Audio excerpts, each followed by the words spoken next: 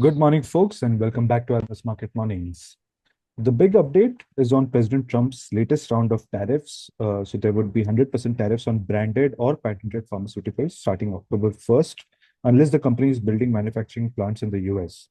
There's also 50% tariff on kitchen cabinets, bathroom vanities, and associated products, 30% tariff on upholstered furniture, and 25% tariffs on heavy trucks. The details of all these updates are not clear yet because they have just come in. Good morning, JK. Suddenly things have become busier going into the weekend. There's a lot to chew. US GDP was stronger. There is geopolitical escalation between NATO and Russia. Markets are reacting with dollar strength. We are seeing good rise in Brent oil also, which is trading close to $70. How are you reading all of these updates? Yeah, good morning, Swaraj. Yes, yeah, I think the dollar has really made good stride in the last 2 days, and particularly yesterday's trading. And in yesterday's update, I had also pointed out how euro has been making a lower high in its recent attempts to break higher, and it was failing. And euro being the benchmark for dollar index with its heavy weightage, that has actually led the dollar's overall rise as well. Yes, there are quite a few reasons. Course, the latest reason was the pharma tariff at 100%.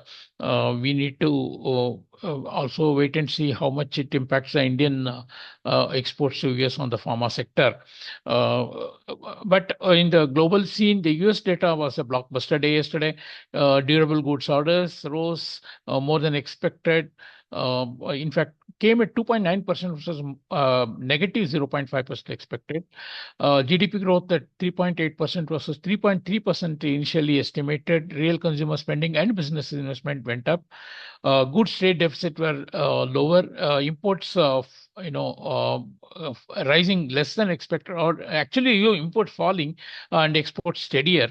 Weekly jobless claims fell again. It had risen a couple of weeks back to over 2 lakh 40,000, and that was due to a special factor, as we had shared earlier, in the Texas region, and that is all corrected, and it's now read at a very normal 2 lakh 18,000. New home sales yesterday we shared that it has risen to 20.5%. So overall, the data from the U.S. economy was quite strong yesterday, which the market could not ignore. And with also Powell throwing some cautious statements on the inflation front, market has actually seen good reason to buy back some dollars, because market have been running heavy short positions in the dollar.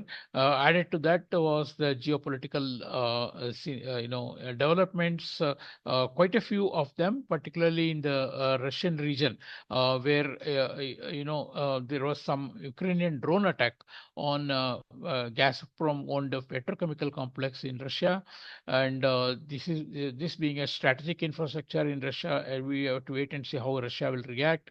Russia has been, also seen intruding into NATO members' airspace, particularly Estonia, and there's a rhetoric from Russian foreign minister accusing Europe of waging war via support for Ukraine, and suggesting that there can be deeper confrontation. So all in all, the good reason for dollar to rise yesterday. In the meantime, we also shared that in Europe, the IFO business sentiment had dropped, and quite a bit of downbeat assessment on the outlook by the businesses. This is mainly driven by the tariff imposed by the US government. So we are seeing the dollar index potentially having good scope to rise further.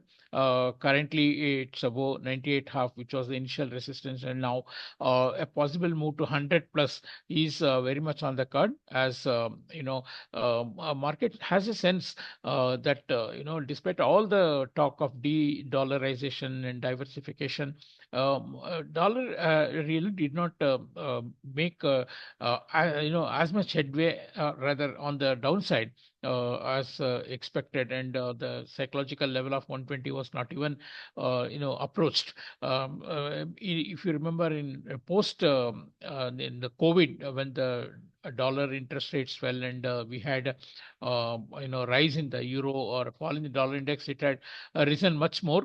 Rather, it has fallen much more, but now that it has actually got support at a much higher level. I think the euro can probably fall towards 1.1450 GB, possibly towards 1.31, and also yen towards 152. This is the technical assessment that I am seeing. On the Indian side, rupee was steadier for 2 days. Reportedly, RBI intervening in NDF offshore and also the OTC market. Some amount of IPO related inflows yesterday led to in the dollar being traded as low as 88.61. But the overnight developments on the dollar index after the US data coming stronger and the geopolitical tensions as well as the pharma, tariffs should see that rupee trade once again towards the recent high at 88.80.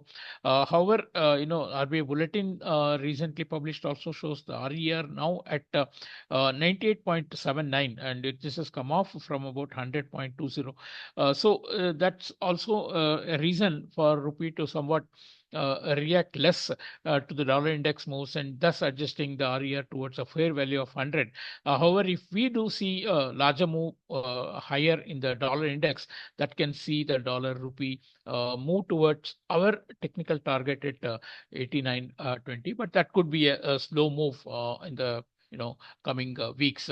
Meantime, there are some concerns. One is the oil price rise. This also could have been due to the Russian tensions. And then, market is not talking much about the potential government shutdown in US on October 1. The deal between the ruling, Republicans and the Democrats are is not yet seeing the light of the day. President Trump has raised the stake in a showdown with the Democrats over a looming partial shutdown, threatening to permanently remove workers from federal agencies if funding runs out on next Tuesday. That could be a very political, weapon.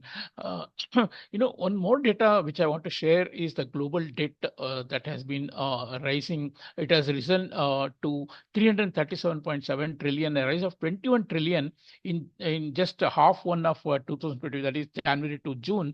Now the debt to GDP ratio globally is about 235% of GDP, and the debt growing faster than output overall. So this is actually has potential, headwinds for the credit market because that can see vulnerability of the governments for government as well as the private borrowers for defaults, particularly if the inflation rises and the rate increases, and can be also pose problems for any sort of fiscal expansion because the credit is already at a very elevated level.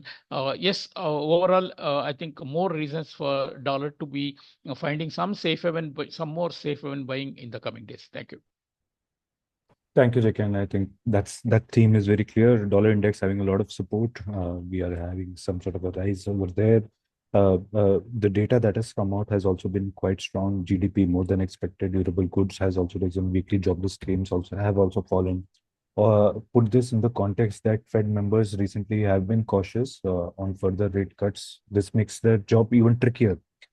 Today, of course, there is the PCE numbers to look out for. When it comes to rupee, it was steadier. Central bank intervention helped along with the IPO-related inflows. But the recent dollar index strength overnight has pushed the rupee weaker once again. That's it from us today. Thanks for listening. Have a good weekend. We'll catch up on Monday with the fresh round of further news.